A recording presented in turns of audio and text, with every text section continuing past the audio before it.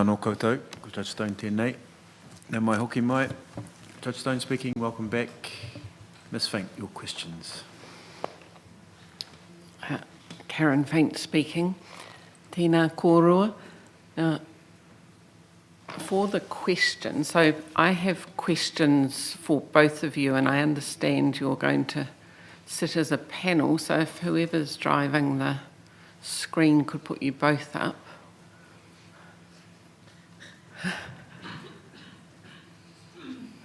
Right, we can see you both now.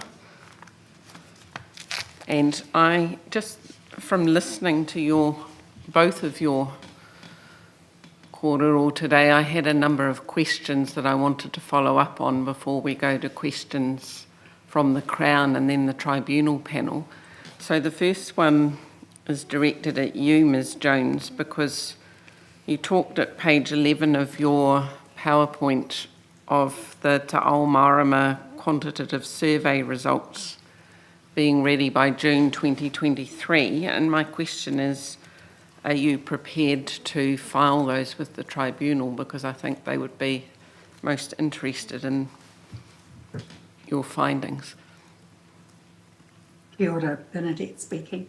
Very, very willing to share them. These are publicly funded research results, and we want them for the benefit of Aotearoa, so very willing to share results as they come through.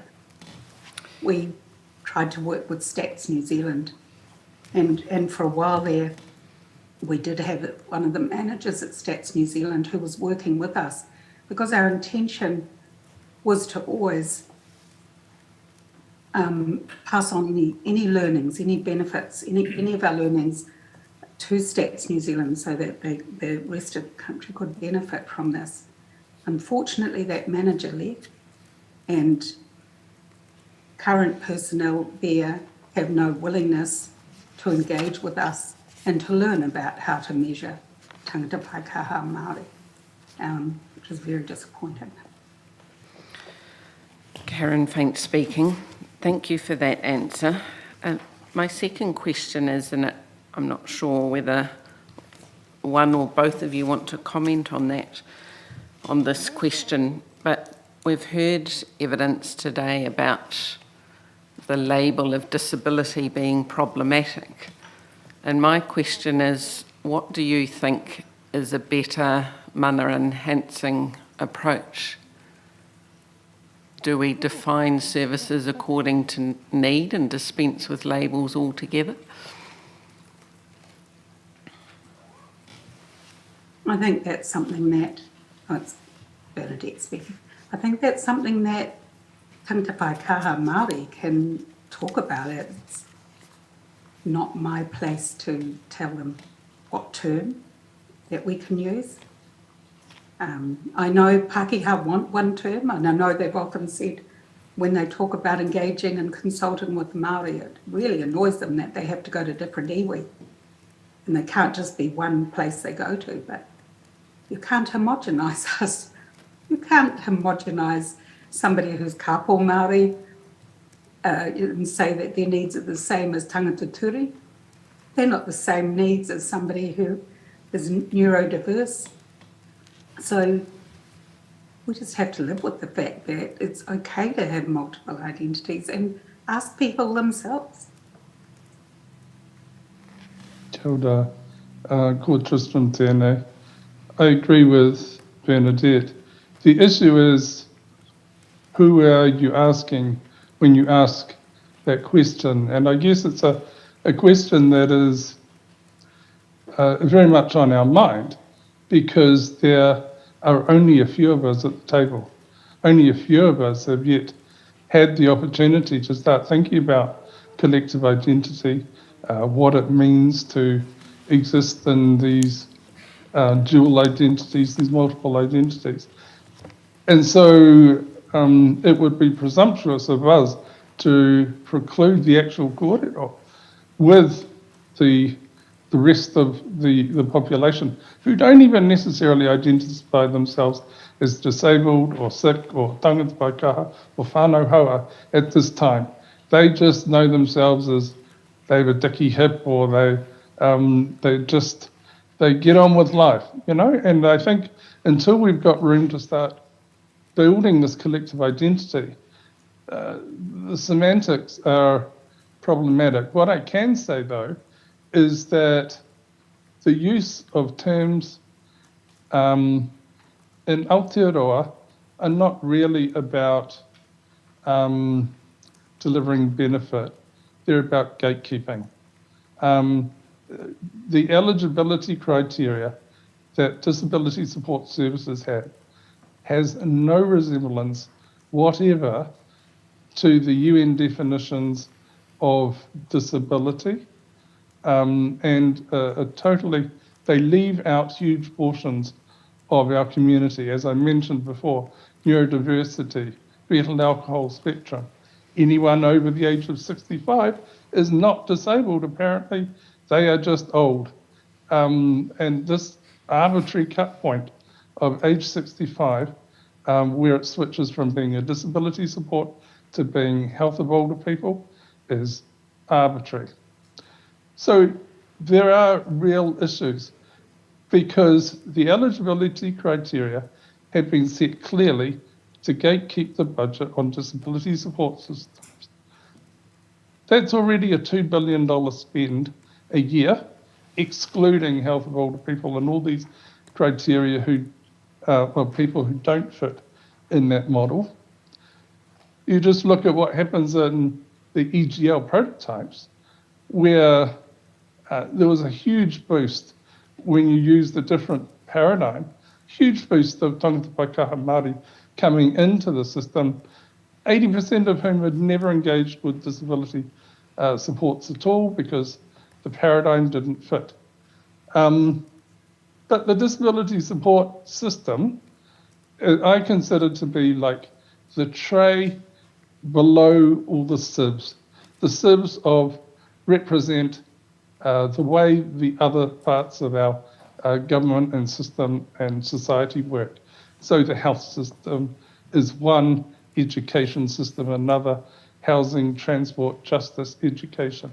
These are all different sieves, and what falls through those sieves comes into this bucket that the disability support system tries to mitigate. It tries to mitigate it with a fixed capped budget, not a demand-driven budget. So if we change the definition of disability, you suddenly dilute the benefit of any of that support. And it doesn't push back to the fact is that none of disability support should be necessary if there was a fully inclusive society that included tangata paikaha Māori values. The definition of disability would be irrelevant because there would be no wrong door. It wouldn't matter whether it was an accidental injury that you acquired and went through an ACC pathway, a chronic health condition that was funded through Ministry of Health, a disability that meets the current eligibility of DSS or age-related. There should be no wrong door. And to be quite honest, the patient, the whānau, the tangata paikaha Māori shouldn't even really have to know or be aware at where the funding's coming from. It is completely ridiculous that individual consumers, tangata paikaha Māori, should have to try and navigate the silos between these funding systems, different definitions, different eligibility, etc. Kia ora. Kia ora, Karen Faint speaking. So thank you for that very full answer, Dr. Ingham. You touched there on the concept of silos, and that's relevant to my next question because I was thinking about your evidence on the concept of intersectionality, and you talked about being classed as either Māori or disabled, but that tangata whaikaha Māori are invisible to the system. And you also say in your evidence that you feel you are Māori first and foremost. And I was thinking about the way the system would classify you, and I suspect from the system's point of view, you would be identified as disabled first and foremost. I wondered whether you had any whakaaro. Yes. Well, it depends how culturally assimilated you are, how disenfranchised you and your whānau have been from the system, and your whānau supports your whakapapa, as to how much you're willing or prepared or to take on board a Pākehā identity versus a Māori identity.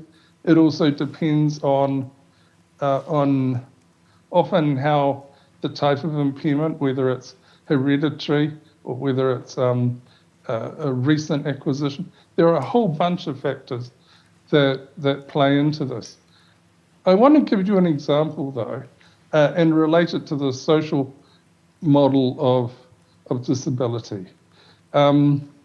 We record ethnicity to see a group of population who is at risk of racism. We record impairment to see a group of people who are at risk of ableism. We say that the perpetrator of racism is racist, yet the victim of ableism is disabled. Why is it the other way around? Why do I have to wear the label, the burden, the mamai of being a victim of prejudice? I don't onboard that into my identity, no more than I onboard the wheelchair that I use to get around, more than you would onboard the chair that you're sitting on into your identity. These are critical issues, but they are requirements of being able to effectively navigate the system and advocate for your rights. The only place in the UN Convention on the Rights of Persons with Disabilities that Indigenous is mentioned is in the preamble, preamble P. It is, even in international law, there is incredible silos between what is in the UN Declaration on the Rights of Indigenous Peoples and what's in the UN Convention. Now, why should that matter? Why should I even be referring to the UN Convention today in this kōrero? And the honest truth is, because in the disability world, we still have to rely on international legal commitments because there are no domestic equivalents. There is no omnibus bill that brings all of the UN CRPD into domestic law, and there is nothing explicit that has been recognised by the government under Tiriti on the rights for tangata Paikaha Māori to date. So it's, again, sorry, a long answer for your question, but I hope that helps. Kia ora, Karen Faint speaking. No, that's very helpful, thank you. So building on that answer, we have agencies within the system. We've got Te Aka Whai Ora that's been established as the Māori Health Authority, and we've got the Ministry Whaikaha, which is tasked with addressing issues of disability. And we've suggested that there might be a problem with tangata whaikaha falling through the cracks. And I wanted to ask for your thoughts on how you think tangata whaikaha should be accommodated within the system. Kia ora. Can I just potentially correct or amend one thing in your kōrero about the role of whaikaha? I do not believe that it is whaikaha's role to sort the issues for disabled people. Disabled people are citizens of Aotearoa. Tangata Paikaha Māori are citizens of Aotearoa. Therefore, the Crown and all its entities have the responsibility to ensure all of their services cater for the needs of tangata Paikaha Māori, and they currently don't. And so currently Whaikaha has been brought into being after many decades of really committed advocacy by disabled communities and tangata Whaikaha Māori, because we needed a voice to sit alongside us to advocate from the inside about what government and the Crown needed to be doing better for tangata Whaikaha Māori. So it has a system stewardship role. It has no powers to compel any other agency or ministry to do anything better for disabled people. It's rather there to be at the table to influence and support and to offer policy advice. So absolutely, and that comes from a long history of disabled community advocacy, as I say. Te Aka Whai Ora is kind of the counterpoint to that. It comes from a long history of Māori emancipatory kōrero around having services that meet their needs, our needs. And again, the silos occur because they aren't, the issue is the way the Crown organises itself at the really high level constitutional vote level, ministry, departmental level. And that's where the issues originate. So already I can say, because I have my roles both within Te Aka Whai Ora and Whaikaha in advising those agencies, that both are heavily committed to the reciprocal action to advance the other's agenda. Whaikaha has already, in the senior executive leadership team and in the partnership discussions, articulated an intent and desire to become a genuine Te Tiriti o Waitangi partnership organisation, and already has a tripartite mechanism in place. Te Aka Whai Ora, noting that it's got a couple of months head start on Whaikaha, and noting that the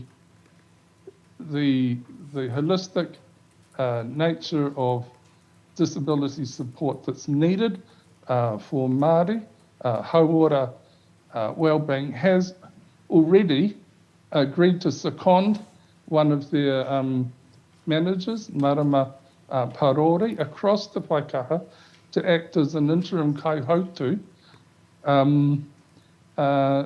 to try and support that sort of interagency cooperation. And I'm really delighted that these sort of, I'm calling them sister agencies, can undertake that kind of shared work. And I've been really proud to be a small part in brokering that relationship between the two CEs, Paula Tesoriero and Rihanna Manuel, who I have worked with closely in professional capacities for some time. Those individuals are both deeply committed to making tangata Whaikaha Māori issues work from the reciprocal agency perspective. It is their individual commitment that drives that. There is very little to no systematic enshrinement of that commitment. As Bernadette mentioned, it is done on the backs of committed individuals. It is extremely risky because the frameworks, the machinery of government frameworks, do not adequately exist that require genuine partnership, co-governance, or co-design anywhere across government. Kia ora. Bernadette, did you want to comment further? Kia ora. No, thank you. That's I tautoko your evidence. Kia ora, Karen Faint speaking. Dr. Ingham, you talk about Te Ao Marama Aotearoa being established as a voice for tangata whaikaha. And I was interested in hearing you elaborate on the experiences of Te Ao Marama and whether you were listened to by the Crown. Kia ora. That is perhaps a long kōrero, so I'll try and keep it brief. Te Ao Marama came into being at the behest of Whaia Tariana Turia when she was Associate Minister and set up Whaia Te Ao Marama, the Māori Disability Action Plan. To be clear, that action plan was the action plan of one directorate of one ministry. It had very little implementation scope, but into that we poured our aspirations, and we hoped that agencies, DHVs would pick up the taki of that and actually and run with it. There was no implementation, enforcement, or mandate that could be applied to that. So Te Ao Marama was there to oversee the implementation of that. We asked for reports. I think you'll note that despite in the original 2013 Whaia Te Ao Marama, where the ministry committed to publish annually the results of the implementation, I've certainly never seen such a report. We didn't actually have a relationship with the ministry. The ministry had a relationship with Allen and Clark, one of these all-of-government consultancies who took the meeting fees and passed them on to us. So in 2018, where we've been going at least 5 years and having about 4 meetings a year to address the issues that were tabled in front of us, we became increasingly frustrated and demoralised.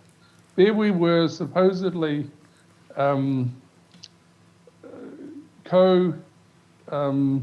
leading a Māori Disability Action Plan whose first po was about tino rangatiratanga, and yet we as a ropu had none of our own. And so at that point, again in kōrero with James Poskett, who Bernadette mentioned before, he gave us the first opportunity to try and claim our own independence and tino rangatiratanga by becoming our own legal entity and by entering a partnership agreement with the Ministry of Health. Of course, after a year or so of being obfuscated by the ministry, we were offered a service contract with them. We wrote into the preamble that actually this was not intended to be a service contract. It was supposed to be a partnership agreement. But of course, there was no mutual accountability. And 6 months after the signing of that, in June of 2022, we moved across to whaikaha. Since that time, we have been engaged well with whaikaha and involved in the tripartite framework. However, despite long before the devolution occurred, having engagement within the Ministry of Health and having repeated engagement with them subsequently, we have not been able to get any kind of formal partnership agreement that continues the relationship that we have held with that ministry since 2013. So we were also very concerned, particularly when we saw a number of OIA request responses that came through, where we saw the ministry purporting that Te Ao Marama was the answer to all things tangata whaikaha Māori. And we were particularly concerned by that for the reasons I've outlined already, and wrote to the DDG Māori saying, we're very concerned that you're putting us there as having all these answers, yet you're trying simultaneously to reduce our meetings from 4 times a year to 3, not bringing things to us. We were excluded from involvement in the Enabling Good Lives program, a whole bunch of things like that, which I won't go into, but I'm happy to give further examples in writing if that helps. Kia ora. Kia ora. Karen Fink speaking now. We've reached the time for the next 5-minute break, but before we do that, I was just going to say after the break I wanted to put to you 3 documents from the Crown's discovery. So those are H19, HH and H19I, if you are able to have those before you for when we come back. Kia ora. Judge Stone speaking. It's 3:09. Let's come back at 3:14.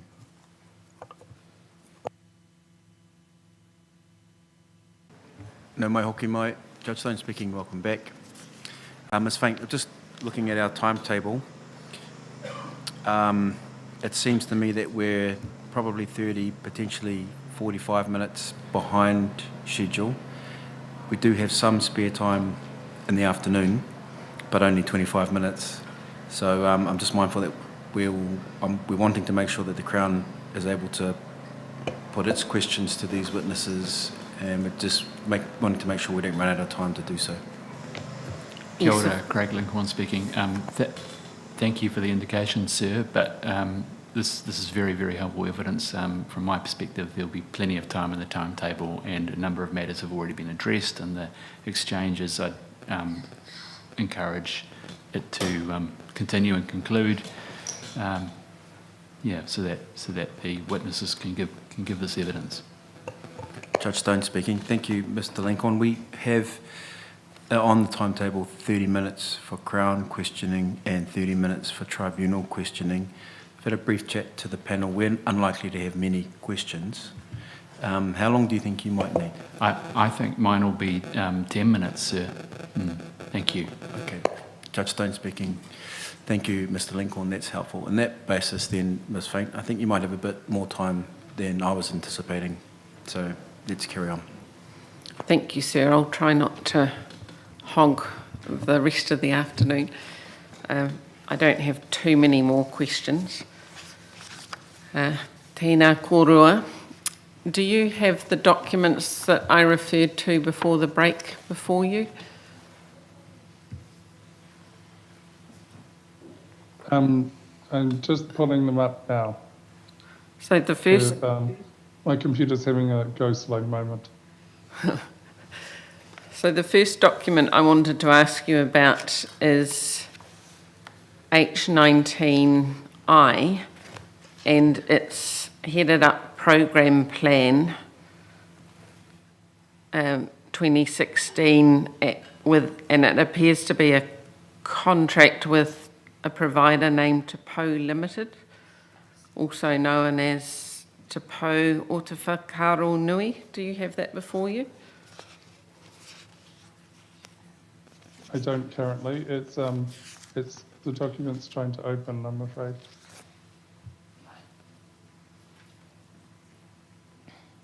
Nora, just to note that we do have some hard copies. Unfortunately, they're too heavy and we're not able to lift them or open them. So we're not able to access them.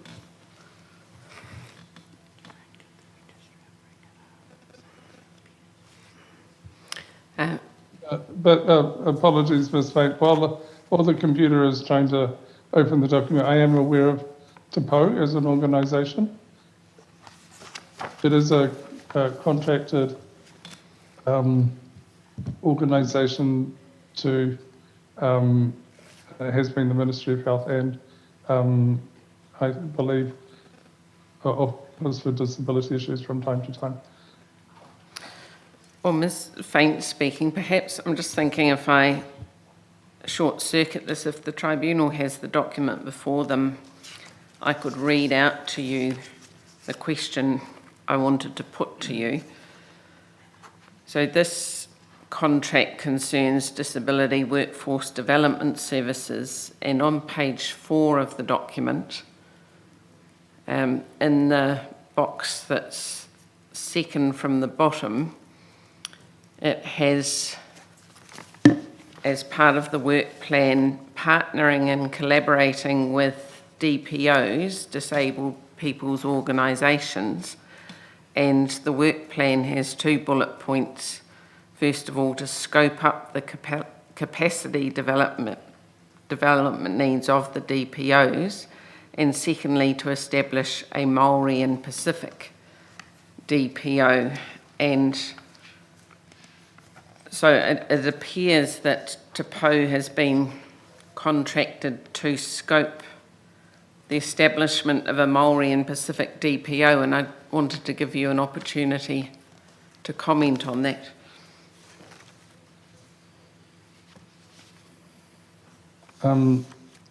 Bernadette, do you want to go first, or do you want me to start?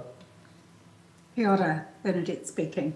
I will just mention that I am also aware of this. I was part of the Disabled People's Organisation Coalition in my membership of the Muscular Dystrophy Association, not as a tangata whaikaha Māori or part of any tangata whaikaha Māori disabled people-led organisation. Kapo Māori were the only Māori DPO in that coalition at the time. In the last couple of years, they withdrew from the coalition because of breaches of Te Tiriti or Waitangi. I am aware, after discussion with the manager of Kapo Māori, that they were setting up a DPO, another DPO, a pan Māori DPO within Kapo Māori. To my knowledge, other tangata whaikaha Māori were not involved in this. We were not invited to be part of designing this. We were never approached by Te Pou. I did not understand, this is my first knowledge that I had, that they were actually given funding to do this. I do know that the Pacific DPO, with support from DPA, was given some funding to set up a Pacific DPO, but I did not know about this Māori pan disability Māori DPO. There are already DPOs, tangata whaikaha DPOs around the country that they have been there for many, many years, and none of us have been approached or offered any of this funding. Kia ora. Tristram tēnei. I tautoko, I had not seen this document. I see it not shared on screen now. I had not seen it before discovery. It was the first time I had been personally aware that non-Māori,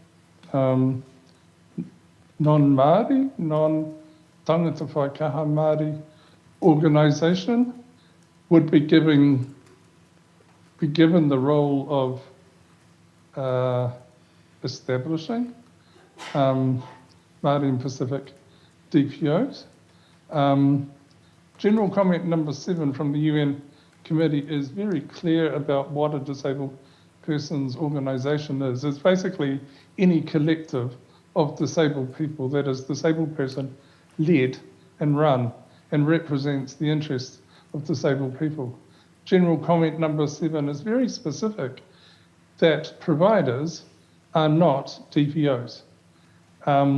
So it's the only DPOs in Aotearoa that have been recognised in any way, shape or form are the currently 6 non-Māori DPOs that are members of the DPO coalition, and That is because no other DPO is recognised by the Crown for the role that they perform, and therefore, I would note, specifically excluded by TAPO from any leadership capability development training.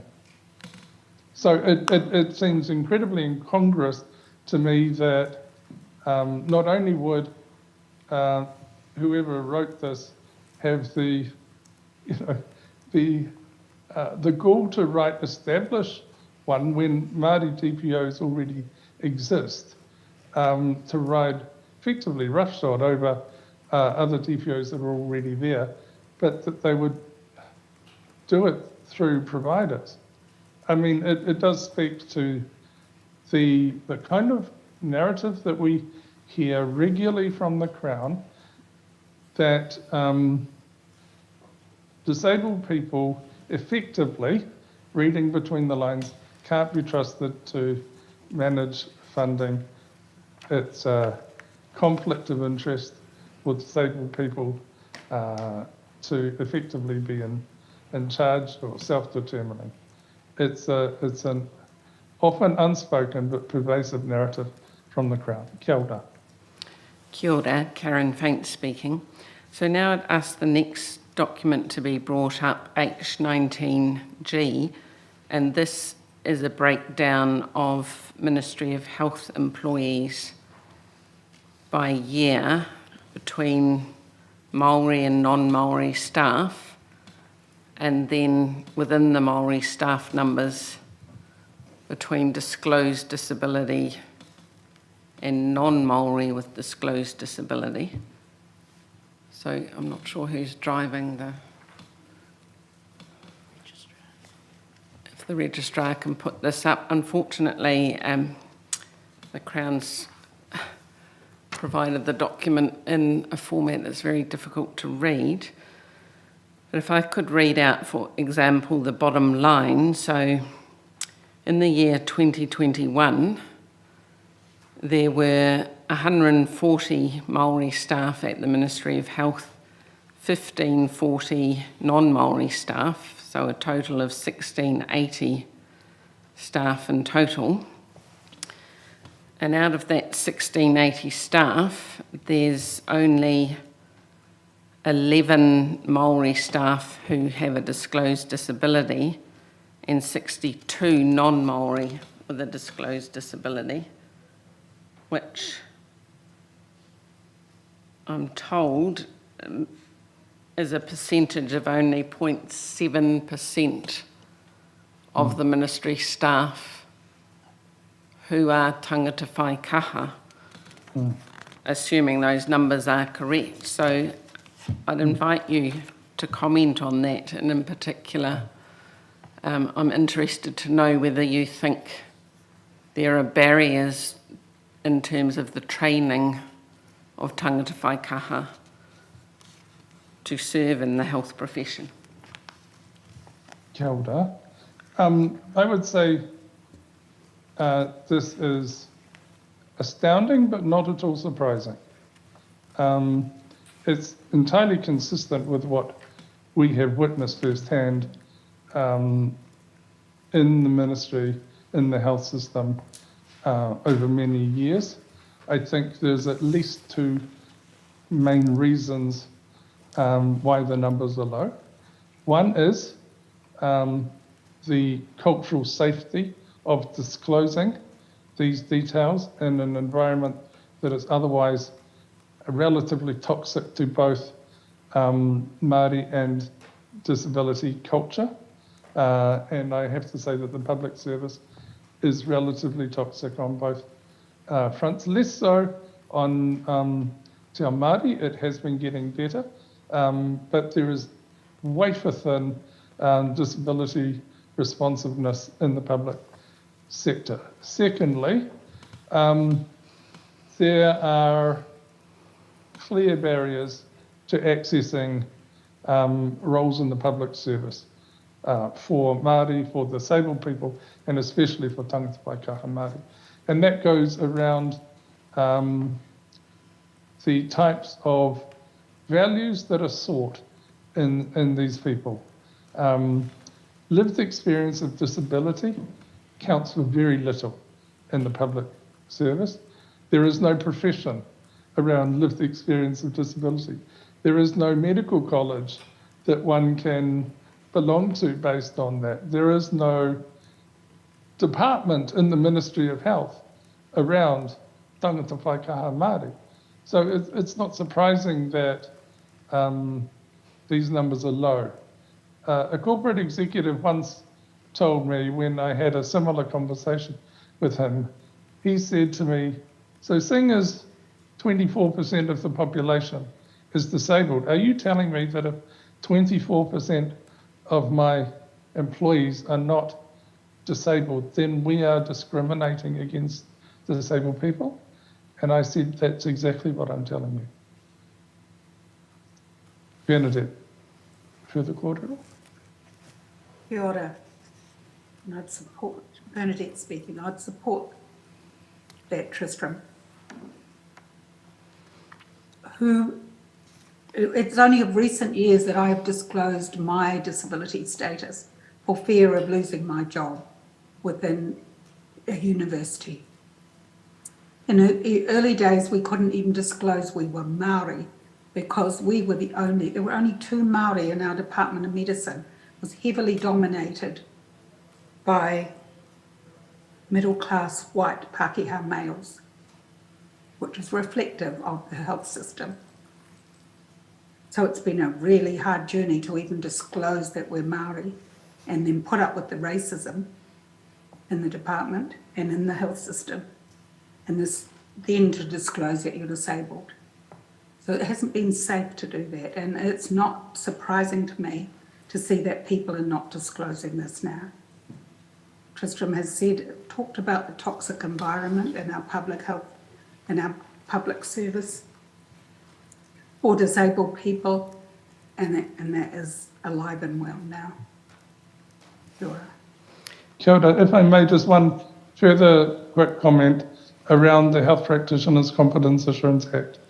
Just to say that there is explicit discrimination baked into the health system and the types of people that are recruited to the system.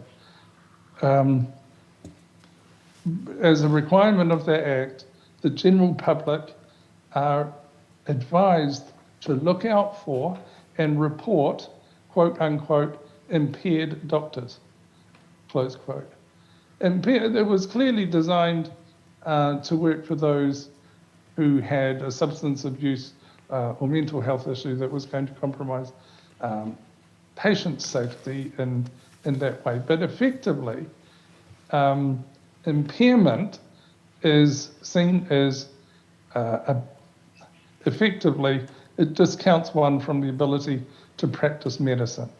And it's no wonder that medical schools are incredibly reluctant to take on medical students because they say, although we can train you, there is no guarantee that you will be able to get registered to practice. And therefore, because of the competitive nature of enrolments, it's not worth us taking you on. We have, Bernadette and I both sit on a university committee trying to repivot the enrolment procedures and the kind of reasonable accommodations that medical schools and other education facilities take to supporting people with disability. It's very hard unless it's a twin-pronged approach that actually registration boards actively encourage and support diversity and disability within the workforce. We are never going to get a workforce that understands tangata whaikaha Māori if there are no tangata whaikaha Māori working in. Kia ora. Kia ora, Karen Faint speaking. So the next document, you've partly already answered my question. It's H19H, if I ask the registrar to bring that up.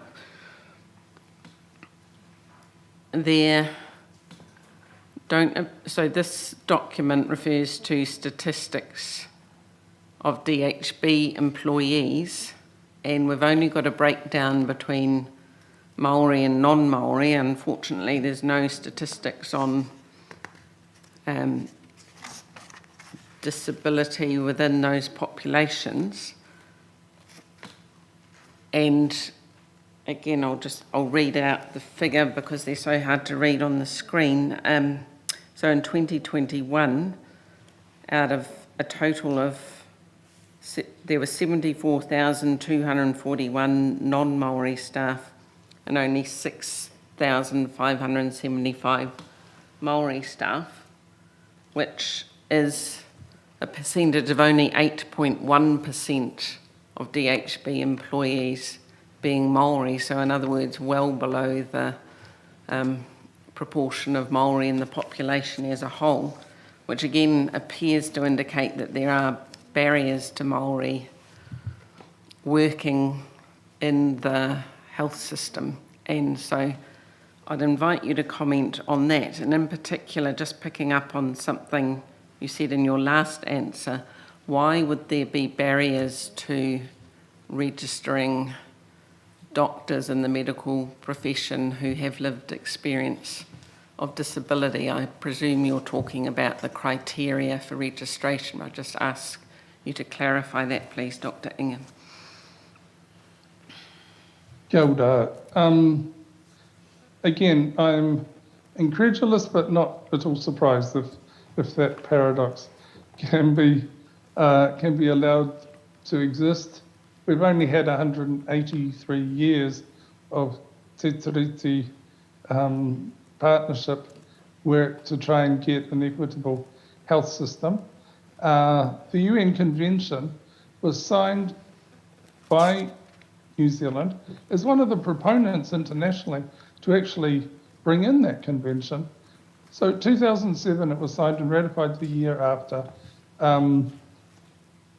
guaranteeing disabled people equal rights and opportunities to those who are non-disabled.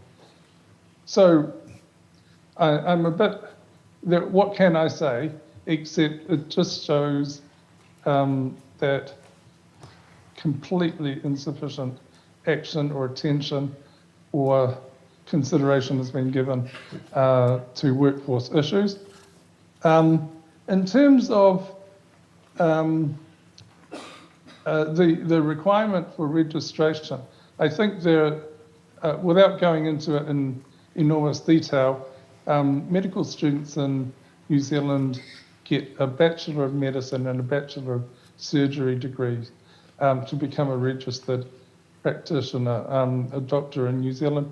And that requires the completion of a bunch of sort of preclinical and clinical skills, most of which are arranged under a frankly Edwardian medical-driven model that, for example, requires you to be able to examine the patient from the right side of the bed, not the left side of the bed, to do examination techniques in a very particular, consistent, conformist way, usually without access to any kind of reasonable accommodations or assistive technologies, modern practices that you would basically say could be done, nor to have segmented registration. If you can't do surgery and you can't be competent in surgery, you can't be a psychiatrist, for example. And it kind of leads to a particular mold of person going into medicine and excludes a lot of people with a lot of skills. And I guess the same is also true of other health professions. I don't want to speak for those colleges, but I know that there is a lot of learning to be done. I can't say that I think colleges are closed off to the idea, but colleges, of course, are subject to the same Health Practitioners Competence Assurance Act and overarching legislative framework. Kia ora. Kia ora. I'm advised by my junior that it's time for afternoon tea, is that right? Judge Stone speaking. Yes, that expired 7 minutes ago. My apologies. How you still wanting to carry on, Ms. Faint? Do you have any other questions? I only have 2 more questions. All right. Well, let's take our afternoon adjournment, and I'm going to suggest that we cut that a little bit shorter than usual, and let's come back at 4:05, noting that we are expecting to finish this afternoon at 4:45, so that gives us about 40 minutes after afternoon tea. Tēnā koe sir, Ms Hirawini, e ino atu ana kia tukuna maua ko Ms Manau kia haere I te ahi nei. I'm just seeking leave to withdraw early for the afternoon, sir, and return in the morning. Sure. On what grounds? An engagement this afternoon, sir. Okay. What, you need my leave to attend another engagement? Just to withdraw early for the afternoon. Okay, well, I guess I'm going to have to grant that leave if you have to go somewhere else. But I would be expecting, and this is a general comment I'd make, I would be expecting, if we are here having a hearing, that we're all available for it for its entirety. But I will grant leave in this instance. But I think we ought to be in the habit, especially when we're coming to a venue, that if we're here, we're here. All right, let's come back at 4:05.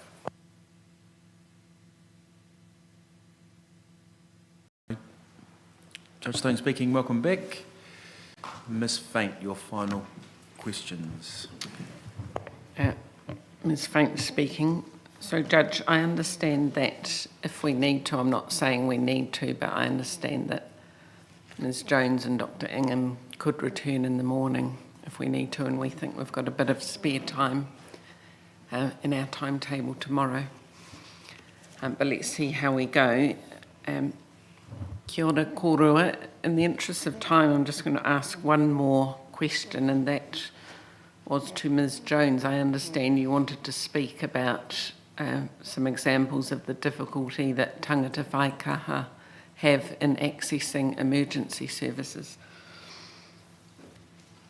Kia ora. Bernadette speaking. Yes, it's very easy to give a generic statement saying there are problems. And I sadly have some real life examples that have been occurring. An earlier example that was brought to me by the tangata Turi member said they turned up at ED. There was no interpreter. And they had a mobile phone, and they said, can I text you what's wrong with me so I can communicate with you? The staff refused to give them a mobile number that they could text to. It was extremely distressing for this person. And we have heard from tangata Turi themselves this week the barriers and the communication difficulties within our health system. And tangata Turi came up with a simple solution, but they were refused. A couple of other situations that have occurred just recently was a disabled person, tangata whaikaha Māori, who was extremely sick and needed to go to ED. There was no ambulance to take this person to ED. They were told after hours of waiting with troubles breathing that they should wheel themselves down to the ED department in the middle of winter and at night time. Now, it's really difficult trying to breathe, let alone operate a power wheelchair to wheel yourself down there in a cold winter's night. Because the ambulances weren't able to take the power wheelchair. So this person had an option of going in an ambulance without the power wheelchair. But it's almost like saying to someone who's got artificial legs, we can take half your body, but leave your legs behind. We can't take those with us. We're disabled enough within our health system without taking away the very aids that help us to get around and help us to do basic functions like get from a bed to a wharipaku. That currently exists now, right now, in our hospitals, in our health system. And more recently, I was supporting a tangata whaikaha person who was having real difficulty breathing, who turned up at a general practice, and the GP was so concerned that they rang the hospital and said, we are referring you to this tangata whaikaha person for immediate care and admission with low oxygen saturations, high heart rate, and the condition was deteriorating rapidly.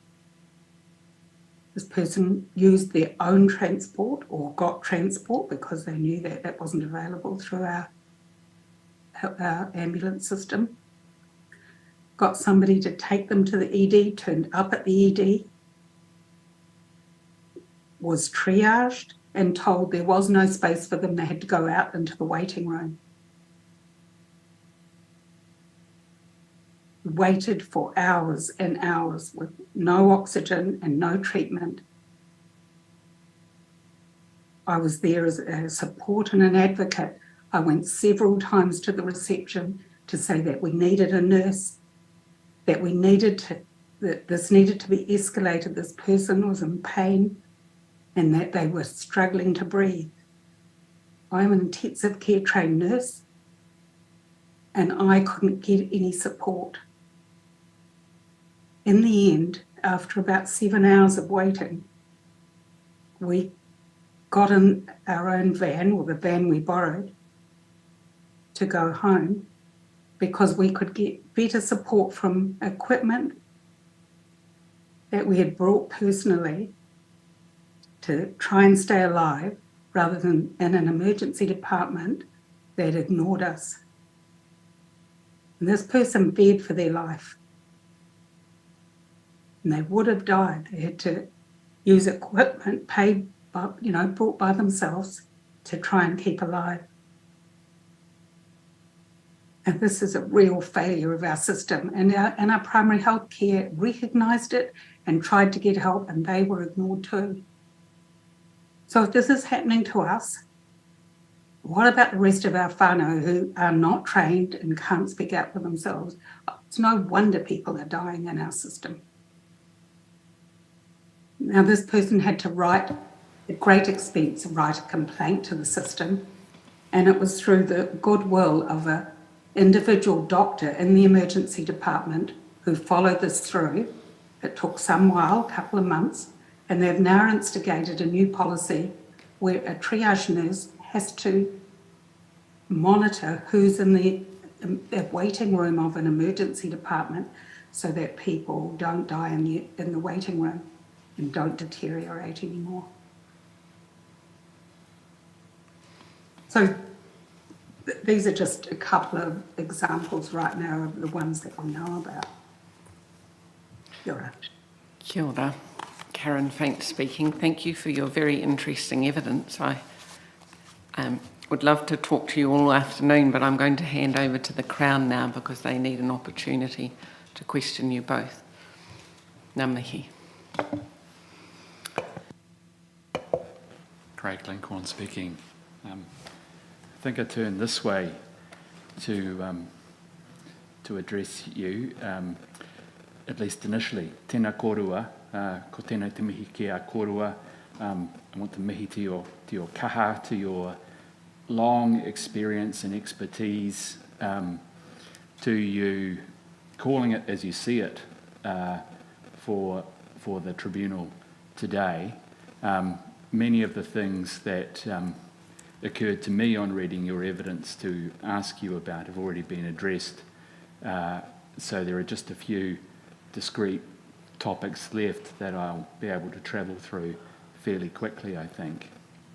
The first of those is for Dr. Ingham, I expect, because from about paragraph 29 of your brief, you discuss some aspects of the Health and Disability System Review. And I just wanted to check in with you about the chronology of some of that reform work when it comes to the topic of disability aspects of it. It's correct, isn't it, that after the Simpson review report was finalised, the Minister of Health decided that further work was required on the disability aspects of that and the recommendations that had been made. And then further work occurred, didn't it?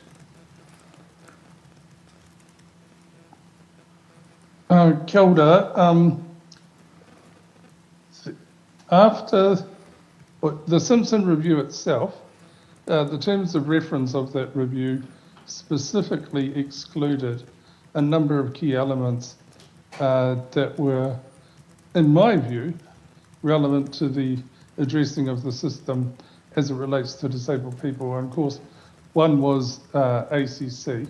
But aside from that, all of the work done by disabled people, and in fact the Disability Directorate, over about 10 years, including the Enabling Good Lives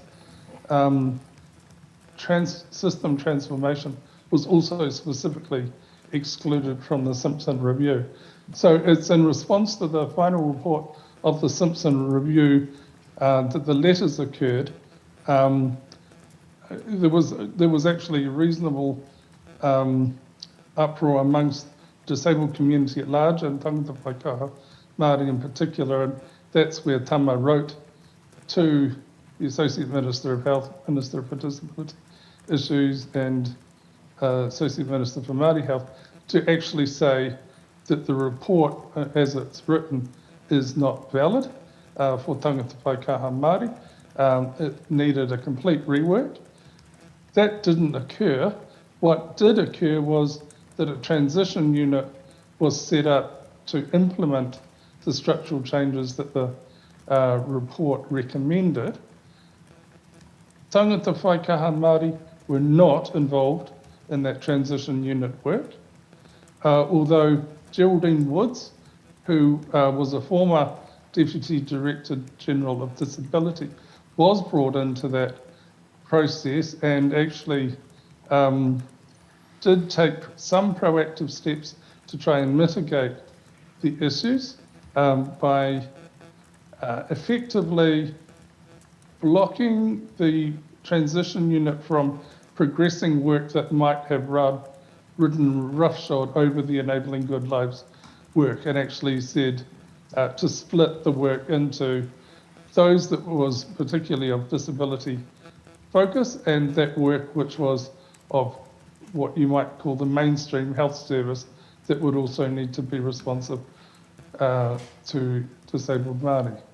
Under Article 25 of the UNCRPD, there is a twin track approach required, that not only are services developed and maintained that are specific for disabled people, but also that mainstream services are also responsive to the needs of disabled people.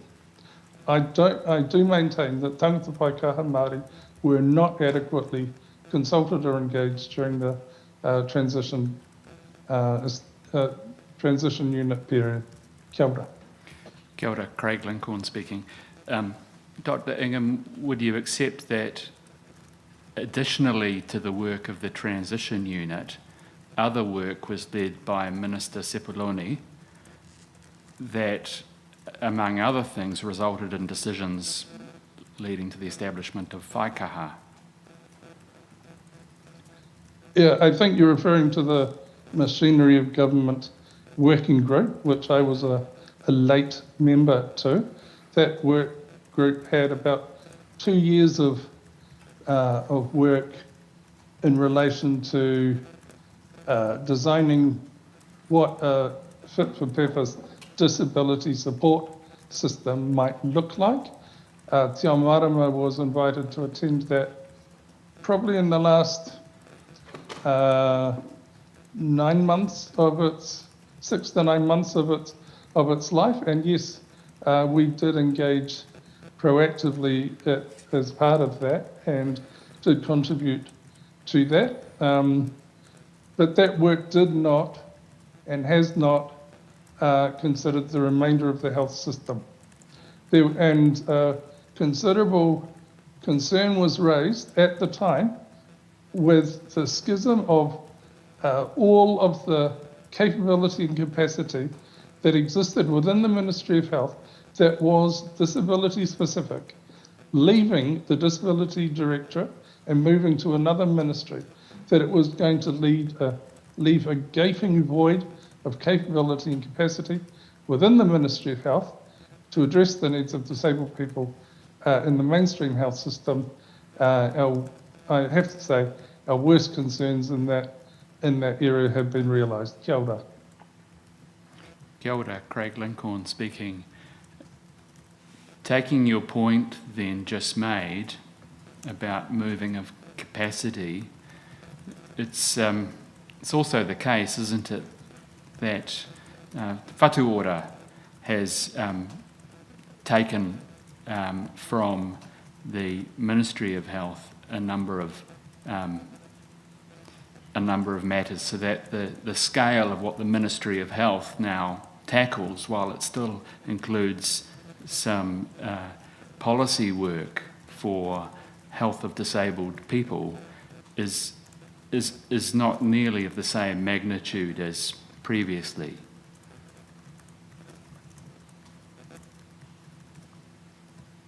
Dr. Ingham, did you want to answer that, or did you want me to? I might give one brief comment and then I'll hand it over to you. I wasn't sure, Mr. Lincoln, who the question was directly addressed to, so forgive me. Aroha mai, whichever of you, sorry.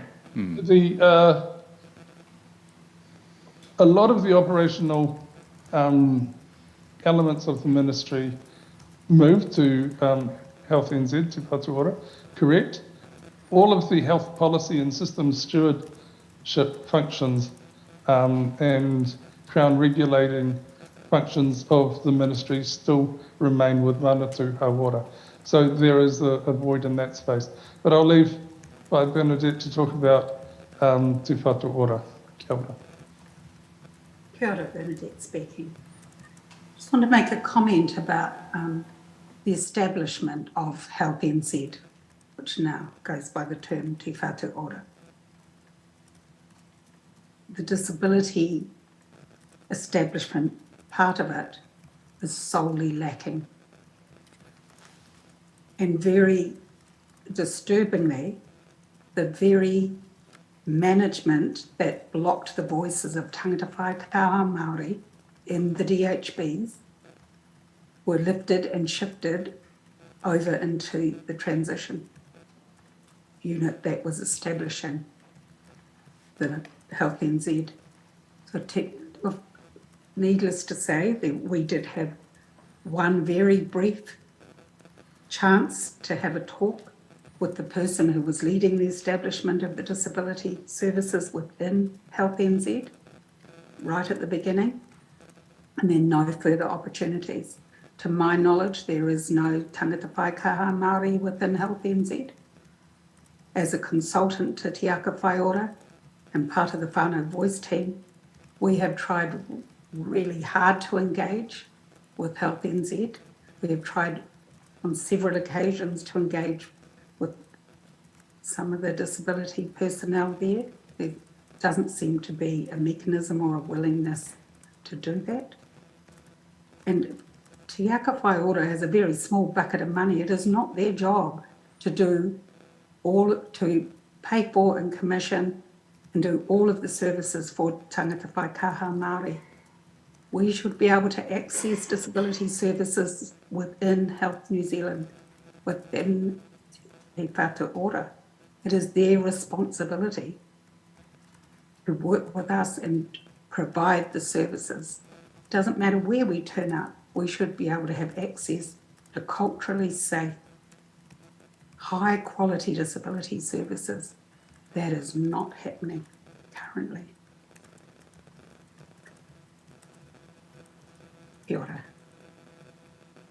Kia ora, Craig speaking. Next question is for Dr. Ingham. It's turning to the solutions part of your brief of evidence, where you suggest strong engagement from the Crown at ministerial level is required at a national corridor. Is that something you've already raised personally with ministers or the chief executives? Kia ora. Te ao Marama used to have regular meetings with the Associate Minister of Disability Issues. Those meetings were stopped by ministers probably about 5 years ago.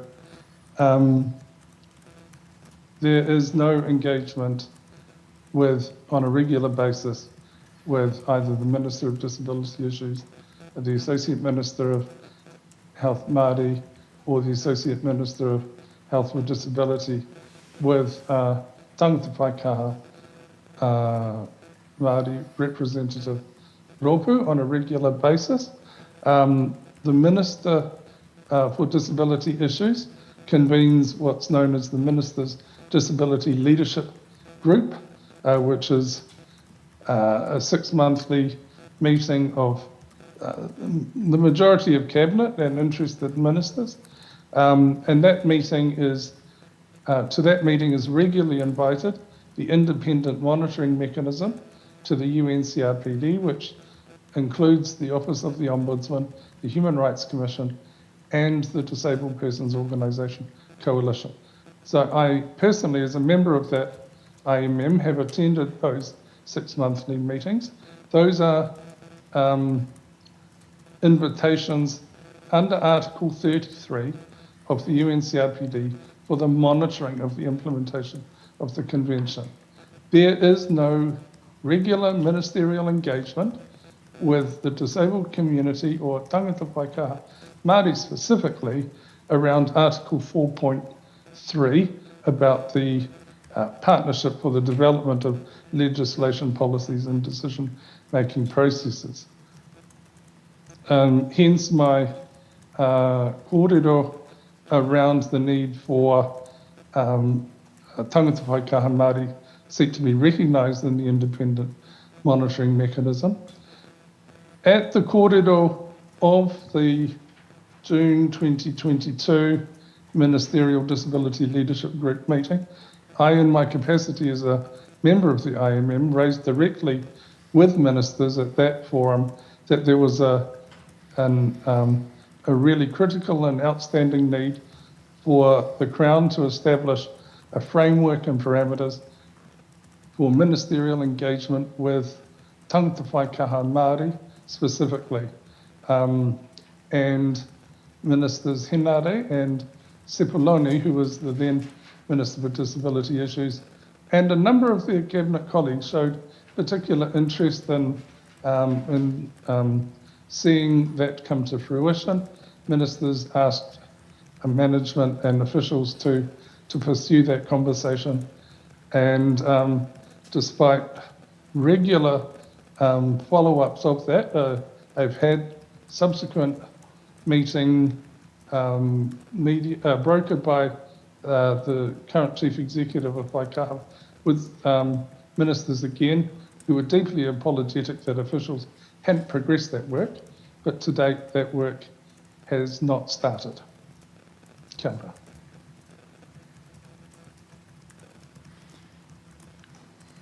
Kia ora. I'll turn to a question for Ms. Jones.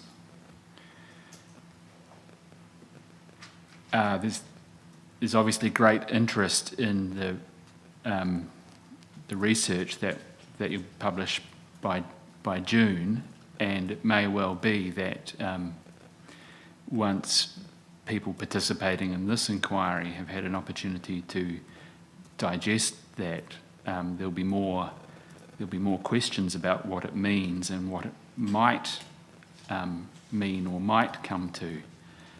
So for now, I just want to acknowledge the points you make about data collection and the importance of ensuring that the ways we collect and disaggregate data can recognise tangata whaikaha Māori as a priority group, and that disability is not homogenous. But what's left, and I think it's just one topic left briefly, was at paragraph 40 of your brief of evidence, where I read a particularly pessimistic assessment from you about lack of tangata whaikaha Māori representation on governance boards and advisory groups, where you say, since 2019 I've observed minimal improvement, as this inequitable situation is neither actively monitored nor addressed. And I just wanted to pick up with you on what active monitoring or addressing of that there might be that's going on. I'm thinking you'll be aware, Ms Jones, of Whaikaha's Community Reference Group and Better Outcomes Partnership Board, and you'll know that they adhere to a model which includes an even distribution of voices, and that's role modelling some leadership and change in this area, isn't it? Kia ora, Bernadette speaking. Yes, you're correct, there is, but they've only just been set up and established. They were a lifted and shifted department from DSS. So that whole culture and the staff were lifted and shifted over. And the new CE, who does identify as a disabled person herself, has the job of trying to set up a whole new culture. And I would venture to say, I'm not on either of those boards, but I do know people that are, who are trying their best to represent our community. They're not resourced, they're paid a very minimal meeting fee. They do long hours and meet on the weekends and evenings in their own time. There is no equal partnership. I would venture to say that the machinery of government is set up to view disabled people as consumers, and particularly tangata whaikaha Māori. There aren't systems that are there that are comfortable and safe for many tangata whaikaha Māori to engage in the way that we want to engage. And it's not a reflection on the CE. I would say that new CE is a very passionate person in spending a lot of time trying to improve the system. But the system is really rigid, and that system is not bending to support a disabled CE. And we need to have a look across the whole board. It is not Paikaha's job to do that, do disability in all the sectors. And you only need to look at education, and education is very closely connected to health, as we know, because it's the health of our tamariki. That's where we see it coming through. There's huge issues there. But I guess in answer to your question, to complete it, we only need to look at the boards of Health New Zealand and Te Aka Whai Ora. How many disabled people are on that, and how many tangata whaikaha Māori are there, representing our voice and understanding how we improve the system and how we achieve equity. To my knowledge, from an OIA, there aren't any. Kia ora. If I may add to that, Mr. Lincoln, because I totally agree with Whaia Bernadette, and thank you for saying it, Whaia, because as I indicated in my opening remarks, I co-chair both of the groups that you refer to. These are set up with the intent of representing the disability community and tangata whaikaha Māori in an equal and genuine tripartite relationship. And that was in the cabinet paper that sought to establish whaikaha and implement the Enabling Good Lives model. However, genuine partnership, equal partnership, is not possible within the current framework. There is a very clear element of the machinery of government that directs the chain of authority from the Crown to Cabinet to the Minister of the day directly to the Chief Executive of the departmental agency. There is no room in that hierarchy for a genuine co-governance or genuine partnership arrangement. So what we have as an interim structure is based on the goodwill and intent of the Crown official in the CE role. Was set up with the good intent of Geraldine Woods and the Establishment Unit Governance Group that I also served on, and the Machinery of Government Working Group. But it's a round peg and a square hole. There is no mechanism currently at the political interface that allows for genuine co-governance partnership. Oranga Tamariki have tried a different model where community are in a ministerial advisory group providing independent quality assurance, but they are appointed by the minister, not appointed by the community. In Whaikaha, the community reference group are brought together as effectively a collaboration of all of the independent disabled persons groups who have mana and relationships with Waikaha, and from within that collective and externally if necessary, appoint a governance leadership to partner at the ELT level, chief executive level, with Waikaha. But we do not come to the table as equal partners.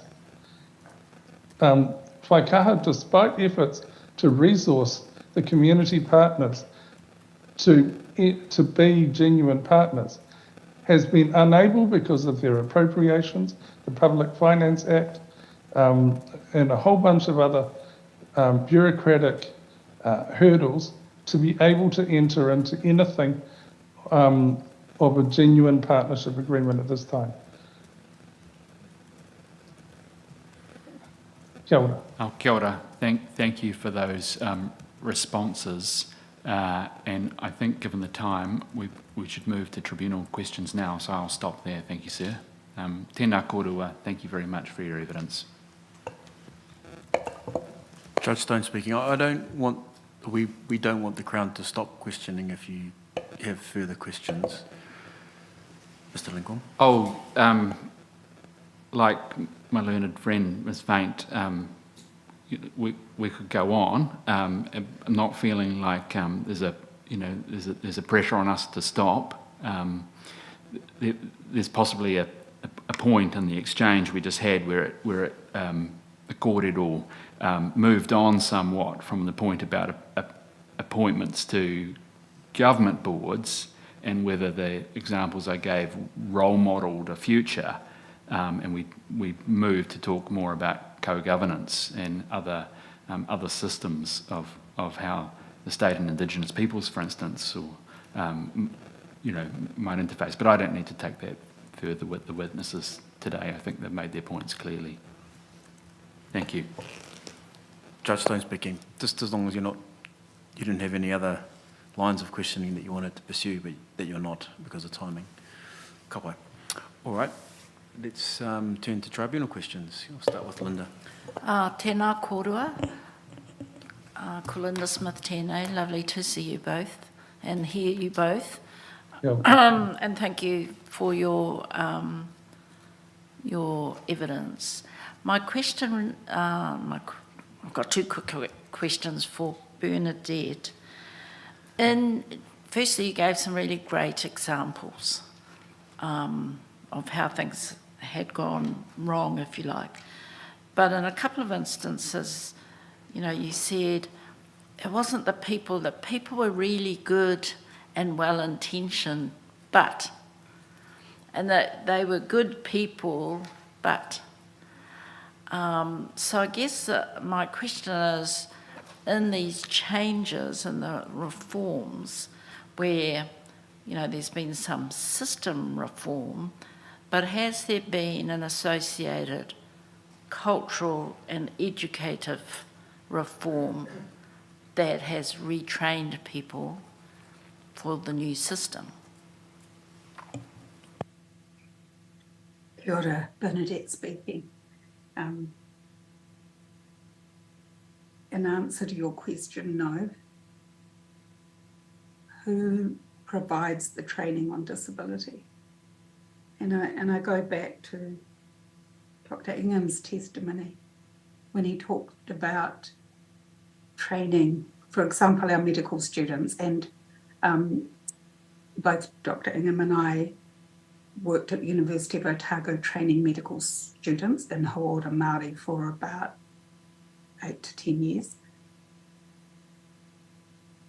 I did not see examples of where any training for young doctors in disability was in the curriculum. There is some about impairments, a very medicalised model. We asked where was the disability training, and it wasn't visible to us. So these doctors are not being trained in nursing, and I don't know currently what the curriculum is, but when I last looked, there was almost nothing. There was very little in it. And I'll give you an example just to show this. When a disabled person turns up and is admitted to hospital, the current system says they are not allowed to bring their support worker with them who understands them and supports them. So they have to stop working, stay out of hospital, and the nurses have to pick up that care. The nurses are not trained in disability. The nurses are trained to nurse. So that disabled person loses their disability support when they enter our hospital. So the culture hasn't changed. There's not the education there. It's not in the colleges. And I have to mihi to our CE at Te Aka Whaiora, Rihanna Manuel, for her vision in actually bringing on tangata whaikaha to advise this agency, because that's quite unique. But how do you advise across all of the areas? Like, for example, in medicine, in health, we have departments of paediatrics. We have departments and specialties for women's health. We have geriatrics. We have ophthalmology. You name it, we have it. Depending if you've got a bad organ in your body, you'll get a specialty. Where is the disability specialty? There is none. So because of the medical model is attached to the tinana, it's attached to that organ, it's not recognised, so it's not there. So who does the training? So it's left to the experts, the only experts that there are, and it's the disabled people themselves, tangata whaikaha Māori themselves. But if we don't identify as disabled, how do we teach it? Kia ora. Kia ora, thank you for that. I mean, I think what you've identified is the challenges in clinical training across the board, and then the training needs of those who actually work in administrative, you know, on the desk, reception, that level of training inside organisations as well, which, if we want changes, also has to occur alongside some of the system changes. Would you agree with that? Kia ora, Bernadette speaking. Yes, I would agree with that. So I mean, and you know, we're still trying to get cultural competency for Māori in our health system.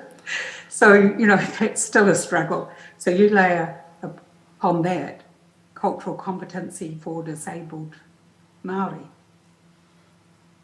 It's another level altogether. So yes, the system, there are huge system problems. But I don't see a willingness to even recognise or do anything about it. When I worked and we advised the regional DHBs, we talked about this, and I said, with my academic hat on from the university and teaching Hauora Māori to medical students, I said, there's an opportunity to work with the DHBs, to work with these academic institutions, to work together for a solution, and I gave them a pathway, but no one was interested. Thank you. That's my question. Tēnā kōrua, ko Tania Simpson speaking. First, just really to thank you for all of the information that you put in front of us today in such a comprehensive and cohesive and clear way. And also to acknowledge the very many interests and roles that you both hold between you at a national, international and local level. So, it's quite comprehensive in and of itself. And I did have a question sort of around governance, because particularly Dr. Ingham, you have quite a track record in the governance space yourself, and you have spoken a lot about tangata whaikaha, the need for tangata whaikaha in governance and positions of influence around the policy space in particular. Is there anything further you want to say about the barriers? Because I can see that you have had entrance into a number of those roles yourself, and you've referred to the difficulties of being in those spaces, the lack of people in other spaces. Is there anything further in relation to barriers that you would speak to? Kia ora whaia. Thank you for the kōrero. Yes, when the transition unit was still in place, I had occasion to have a meeting with the Minister of Health. At that time it was Minister Little, and said that it was a concern of tangata whaikaha Māori that there would be no representation of disabled people or tangata whaikaha Māori in the boards of health, NZ, or Te Aka Whaiora. I was assured by the Minister at the time that these were critical areas of priority, and that specific effort would be made to ensure that there were.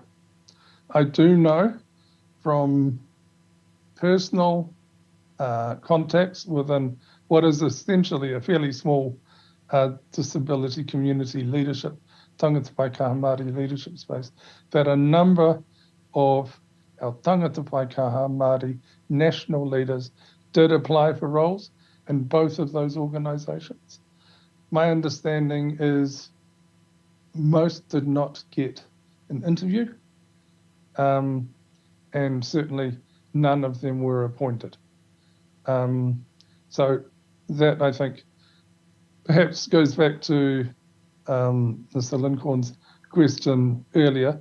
I know the Māori Health Advisory Committee is the one that is charged with making those appointments, not Te Whatu Ora or Te Aka Whaiora itself, but of course under Ministry Manatu Hauora and the Minister's guidance. So I think that is an issue. I want to also relate to you an instance that came up through the Machinery of Government Working Group. That was the group that was planning the establishment of the new ministry, Whaikaha. It was absolutely imperative from the disabled community's perspective that the incoming chief executive of that ministry must be a disabled person. It would be incongruous to have a Ministry of Women's Affairs that wasn't led by a woman, that a Te Pōna Kōkiri was not led by Māori, and the same, a ministry of disabled people needed to be led by a disabled person. Someone that was part of their identity. Well, that machinery of government working group had real difficulty working, of course, with the Public Service Commission, who were open and did their best, I have to say, to try and incorporate the needs.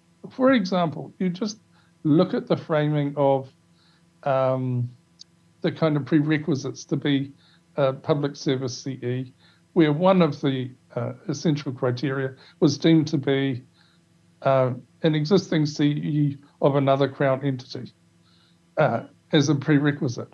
Well, that ruled everybody out who was a disabled person, because there are no disabled people in chief executive roles in Aotearoa other than this new one.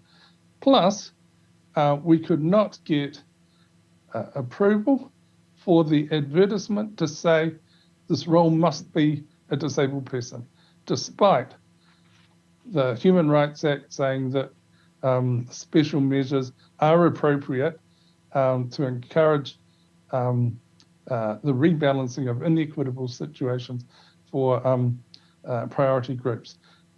After it was escalated to the Attorney General, and still we were not able to get into the advertisement that this role had to be a disabled person or tangata pai kaha Māori. It had to have some get out of jail free clause like all other interests in the community, for example. That's the kind of barriers that we're actually talking about here, the opportunities to rise the senior leadership roles and the opportunities to actually require the specific lived experience that actually these roles need. Kia ora. Thank you very much for your answer, and I'll leave the questioning there. But again, to thank you both very much for the evidence you've presented today. Ngā mihi nui kia kōrua. Kia ora. Judge Stone speaking. I only have one question, and that is, it goes back to the first point you made, Dr. Ingham, about invisibility and the data, or lack thereof. It also links into the survey results that hopefully we will have in June this year. And just noting the Household Disability Survey in 2023, what do you have views about that? Are you involved in the setting of that survey? Do you know what the questions are going to be? Has anyone asked you? Are you confident that you'll get the information? We'll all get the data we need from that survey. What are your thoughts? Kia ora. I think there was a sort of a no, and no. If I'm recalling correctly, the Household Economic Survey uses the same Washington Group short set of questions that the census and other cross-sectional tools use. That tool is good at picking a small subset, or not a small, but a subset of people with impairment to be able to make population, longitudinal and international comparisons about whether the inequities between those with and without the experience of disability are changing over time. It does not capture disability identity or even the broad range of impairment. For example, I also serve on the board of the Health Quality Safety Commission, and as part of their primary care patient experience survey over a 2-year period, August 20 to May 22, asked 181,000 primary care attendees about experiences in primary health, and for the first time disaggregated that data by disability as well as ethnicity.